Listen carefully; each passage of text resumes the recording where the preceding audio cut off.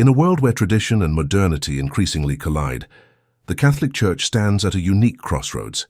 With over 1.3 billion followers, the Church remains one of the most influential spiritual and institutional forces in the world.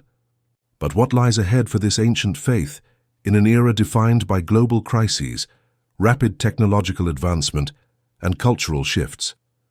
Today, we invite you to take a journey into the future, a speculative, thoughtful exploration of what the next papal era might look like under a hypothetical pontiff, Pope Leo XIV. Though the name Leo XIV has not yet graced the annals of history, the idea of such a pope invites us to imagine not only a new leader of the Catholic Church, but a new chapter in its evolving story. The name Leo itself carries with it a legacy of strength and reform. Pope Leo XIV, the last pontiff to bear the name, is remembered for his forward-thinking encyclicals, his efforts to reconcile faith and reason, and his vision of a church that could engage with the modern world while preserving its core identity. So what would a future Pope Leo XIV represent? What values might he champion? How would he confront the daunting challenges that await the next leader of the global church? Let us first consider the cultural and spiritual landscape into which Leo XIV would step. In recent decades, the Church has grappled with declining attendance in the West, growing secularism, and widespread questions about its role in the lives of everyday believers. At the same time, the Church has experienced dramatic growth in the global South, particularly in Africa, Latin America, and parts of Asia, regions that now supply many of the world's seminarians and bishops. A Pope Leo XIV, elected from one of these regions, would bring a fresh voice to Rome, one grounded in the lived experience of a rapidly changing world.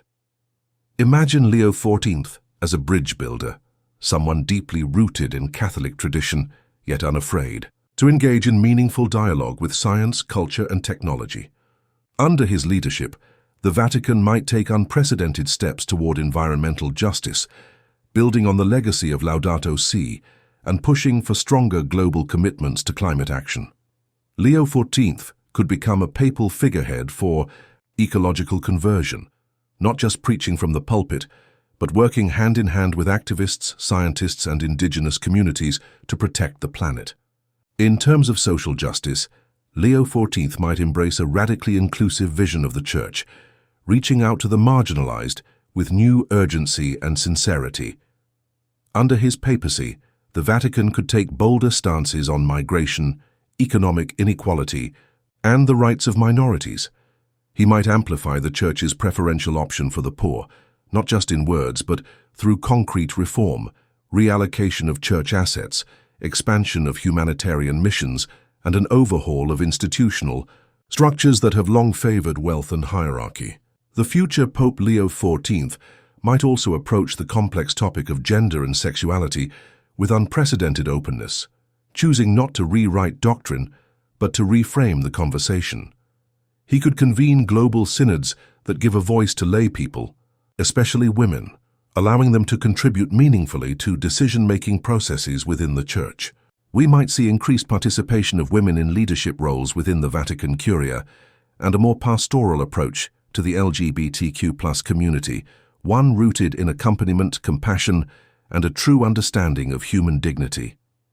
Technologically, the papacy of Leo XIV could usher in a new era of digital evangelization. Imagine a Vatican more accessible than ever before, harnessing the power of artificial intelligence, virtual reality, and online platforms to bring faith to the digital native generation. Virtual masses, interactive catechesis, real-time translation of global liturgies, these might all become part of the Church's renewed outreach.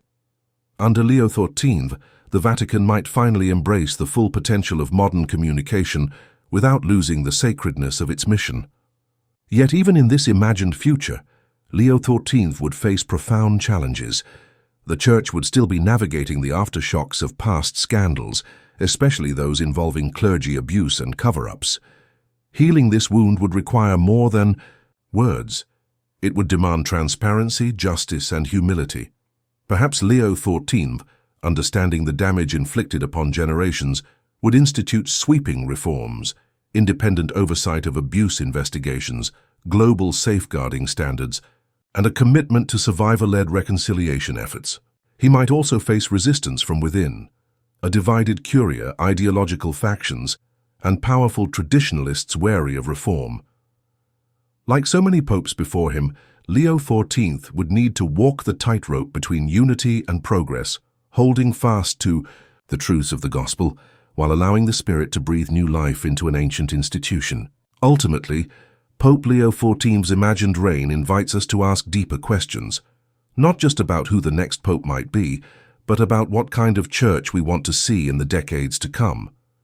Do we seek a church that clings tightly to its past, or one that walks courageously into the future? Can we envision a papacy that redefines leadership, shifting from a throne of power to a seat of service? Whether he emerges in 5 years, 50 years, or never at all, Pope Leo XIV represents a compelling symbol, a vessel for our hopes, our fears, and our longing for a church that reflects the beauty and complexity of the world it serves.